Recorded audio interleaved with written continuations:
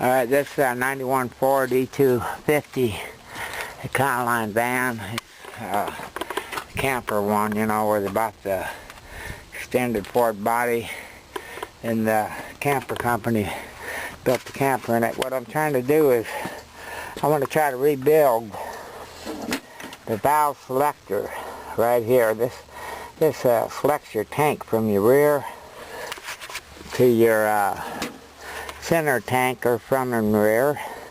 But take all these little screws out. I got them hid right put right here.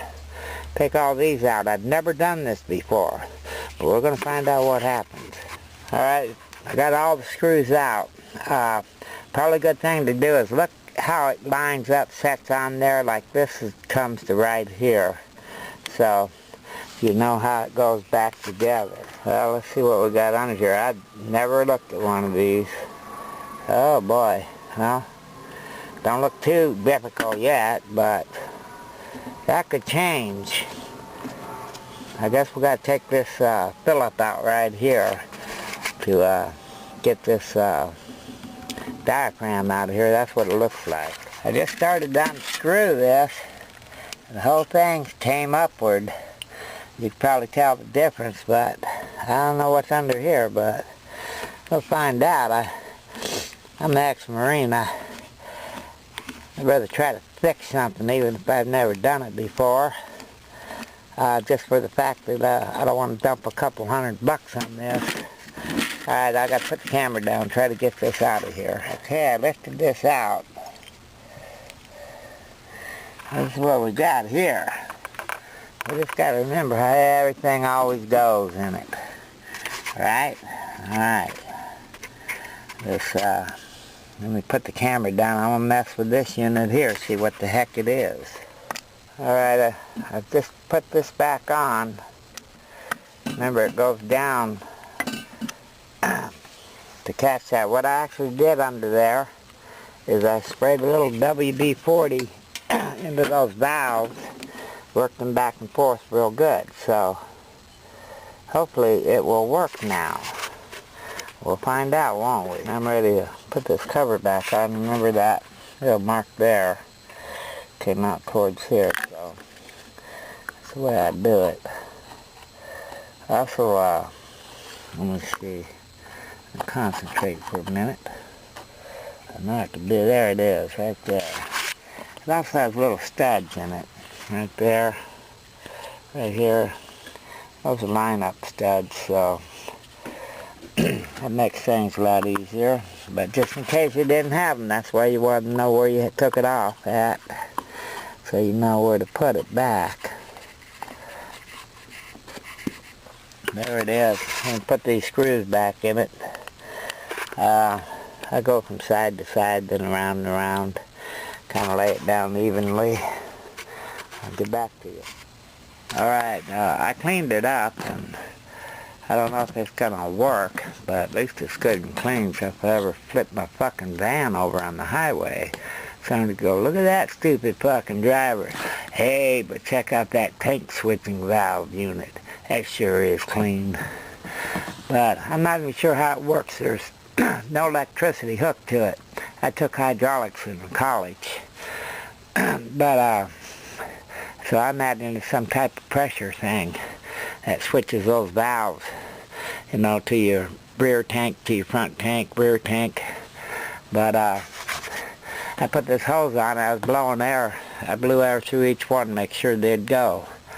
And, they feel like they change over when I was using that little diaphragm on top when I was putting air through it to see if it switched.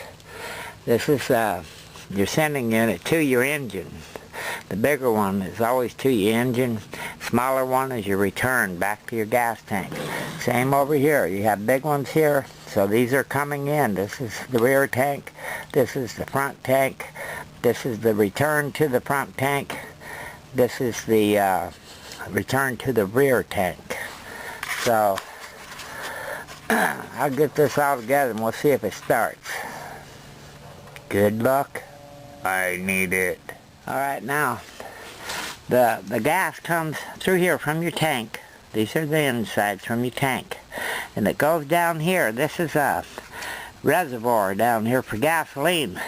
There's a tube right in the middle of it. Then it brings the gas up and it sends it out and up to your engines. Remember, this is the one that goes to the engine, the bigger one. The smaller one is return. What I'm going to do, I'm going to take this little turkey baster, I think. I'm going to draw gas up and I'm going to put it through here to fill this reservoir up, because you need suction to start the siphoning action from your tanks. Because if there ain't nothing in there, your fill pump's just going to be sucking on air, and that ain't no good, man, unless you're a girl out looking for money. Alright, get back to you in a minute. Alright, remember I said I was going to put gas in through here? It won't take gas through any of this side, but it will through this. And I don't know if you can hear it, but it's got gas in it now, but I'm still going to put a little more in it, get that prime going for the suction. And that's through this one right here. Alright, I don't know if you can see this. I can't see my camera, but this is like the 5th or the 6th one I put in it. So, it takes quite a bunch of fuel. I put more in it. I'm going to go all the way till it starts coming out the other side or whatever. Alright, man. Alright, that tank selector valve fits right up in here. There's 2 bolts up here. And there's 2 back here. I don't know if you can see those. But, and there's the connectors from the tanks. This line right here is the tank. This actually comes from the tank. The center tank. The guy on it, he said there's something wrong with the center tank. Well, that's it. So I want to put a line on there and run it into the valve selector. These are the ones that go up. This one goes directly into the fuel injector valve, and then I have there's your return line for it. They're both different sizes on the inside right here, just like I showed you on the valve selector. Let me get that in here and start it bolted in, and I'll get back with you in a second. Bye. Just tightening the bolts up right now. Hard part was getting it started, but it wasn't really that hard. Make sure to get this thing in snug. You don't want it coming out down the fucking highway. There we go. These are the 2 outside bolts I was talking about. They're a little easier to get to than the other ones. Whoops. Had all them loosened. Tie them up. Get out of here, cat. Little cats, they run wild all around here. I don't know why. Alright, I just slipped the return line on. You got these little clamps. This would go facing backwards. Or if it's over here, that little arrow will go that way.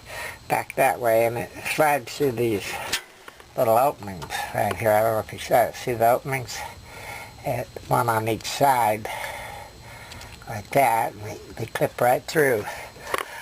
These are low pressure lines though, actually, but I have high pressure tubing here, but this is low pressure. It gets high anytime after there, which is the fill pump. That's a high pressure fill pump. Anything beyond that is high pressure. So you got to make sure you have good clamps and seals up that way, and good bind, because that goes under high pressure. Alright.